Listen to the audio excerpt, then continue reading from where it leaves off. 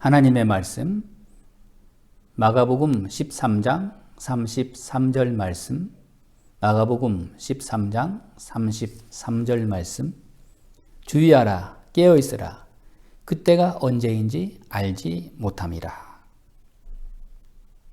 우리의 구주이신 주님께서 하나님의 백성이 지켜야 할 세 가지를 말씀하십니다. 주님은 반드시 영광과 권능 가운데 다시 오실 것입니다. 그와 동시에 주님의 오시는 시간과 장소와 때는 아무도 알 수가 없습니다. 그렇다면 우리는 무엇을 해야 하고 어떤 마음의 자세를 가지고 살아가야 할까요? 우리는 자신의 삶을 돌아보면서 주의 깊게 살펴보고 또 기도하고 맡겨진 사명을 충실하게 감당해야 합니다. 첫째, 우리는 항상 경계를 놓치지 말아야 합니다. 주님께서 언제 갑자기 다시 오실지 아무도 알 수 없기 때문입니다. 우리 영혼은 늘 깨어 활발하게 활동하면서 주님이 오실 그때를 준비하며 살아가야 합니다.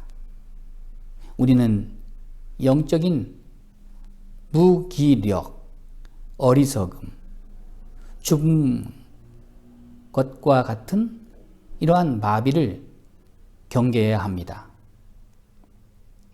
영적인 무감각을 우리는 차단해야 합니다. 등에 기름을 준비한 슬기로운 다섯 처녀처럼 신랑을 맞이할 준비를 하면서 우리는 깨어 있어야 합니다. 우리가 살아가는 사회와 일터 가운데 우리를 유혹하고 우리를 넘어뜨리려는 시험에 우리가 빠지지 않기를 바랍니다. 그리스도와 주님의 재림을 잊게 만드는 모든 곳으로부터 우리는 차단해야 하고 경계하고 또 피해야 할 것입니다. 사도 바울은 그러므로 우리는 다른 이들과 같이 자지 말고 깨어 정신을 차릴지니라 권면하고 있습니다. 베드로전서 5장 8절 9절 말씀에 근신하라 깨어라 너희 대적 마귀가 우는 사자같이 두루 다니며 삼킬 자를 찾나니 너희는 마음을 굳건하게 하여 그를 대적하라. 이는 세상에 있는 너희 형제들도 동일한 고난을 당하는 줄을 알미라. 마태복음 24장 42절 말씀에 그러므로 깨어있으라. 어느 날에 너희 주가 임할는지 너희가 알지 못함이니라. 둘째, 우리는 기도하며 깨어있어야 합니다. 하나님과의 지속적인 만남, 하나님과의 하나됨, 교제를 생활 습관처럼 우리가 유지해 나가야 합니다. 우리 자신과 하늘에 계신 하나님 사이에 어떤 생소함도 어떤 거리감도 있어서는 안 됩니다. 기도는 날마다 하나님과의 만남이요 대화입니다. 더욱이 우리는 주님이 다시 오실 것을 대비하면서 더욱 깨어 기도해야 합니다. 아무 준비 없이 주님의 오심을 맞이하게 된다면 심판을 면할 길이 없습니다. 그날이 덫과 같이 임할 수 있기 때문에 우리는 스스로 깨어 기도해야 합니다. 주 앞에서 점도 없고 흠도 없이 평강 가운데서 나타나기를 힘써야 합니다. 베드로전서 4장 7절 말씀에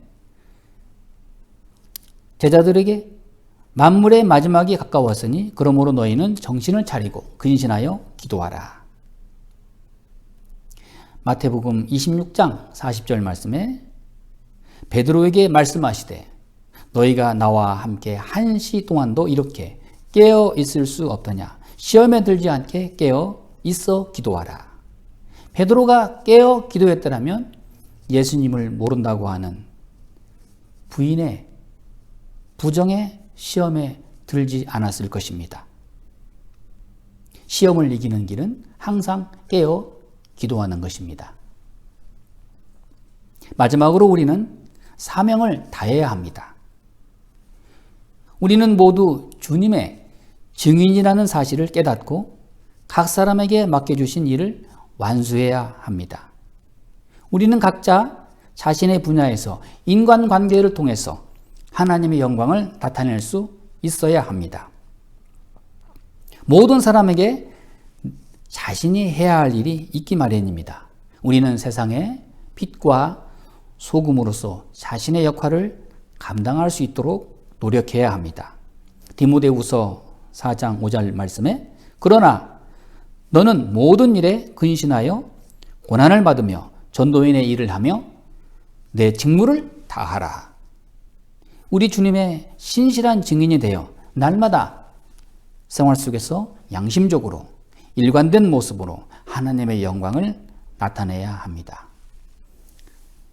하나님은 우리를 구원하신 후에 이 땅에서 감당할 사명을 주셨습니다. 우리는 그 사명을 발견하고 그 사명에 따라 살아갈 때 거룩한 사명을 감당하는 것이 됩니다. 여러분, 이 시대에 교회에게 주신 사명이 무엇입니까? 그것은 바로 주님의 증인이 되라. 내가 증인 되고 싶어서 될 수는 없지만은 주님의 은혜와 능력 가운데 증인 되도록 교회와 우리를 통해서 주님이 오늘 또 함께 하십니다. 증인이란 헬라어의 의미로 보게 되면 순교자라는 의미를 가지고 있습니다. 주님의 함께 하심과 다시 오심을 우리 입술로 증거하고 밝혀나갈 때 우리는 증인의 사명을 다하게 됩니다. 사랑하는 여러분, 우리 모두 받은 사명에 충실해야 합니다. 주님은 다시 오십니다. 주님의 재림을 소망하는 생활이야말로 진정한 경건한 자의 삶의 모습입니다. 때문에 우리는 주님을 기다리는 자로서 항상 경계를 늦추지 않아야 되고 기도로 항상 깨어 있어야 하고 받은 사명을 잘 감당하는 중에 주님을 맞이해야 할 것입니다. 할렐루야! 주님이 오늘 또 우리와 함께 하십니다. 샬롬!